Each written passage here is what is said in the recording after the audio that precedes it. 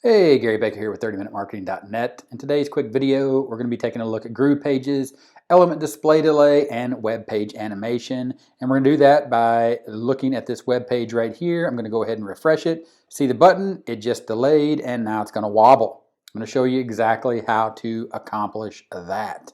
Starting right now by popping into GrooveFunnels. So here we are inside of GrooveFunnels. Of course, if you don't already have one, a link in the description, grab your free account. We're going to go into GroovePages, and I'm going to show you where these settings are.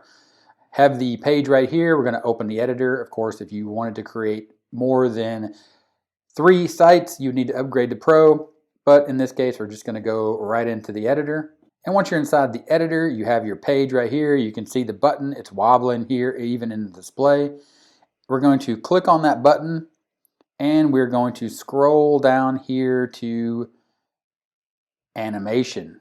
Animation is controlled at the button level. Check your breadcrumbs. Body, block, container, stylable element, container, button. So it's very important to understand that the animation is controlled at the button level. The delay is controlled at the container level. To get to the container, you can either hit the up arrow right here on the button element, or you can go down to the breadcrumbs and you can click on the container. Once you're on the container, you'll scroll down and you will find delay.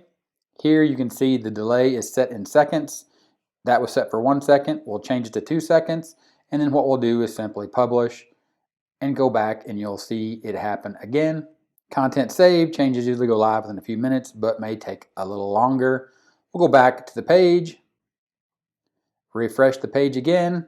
Button delayed for 2 seconds. There it is. And here comes the wobble.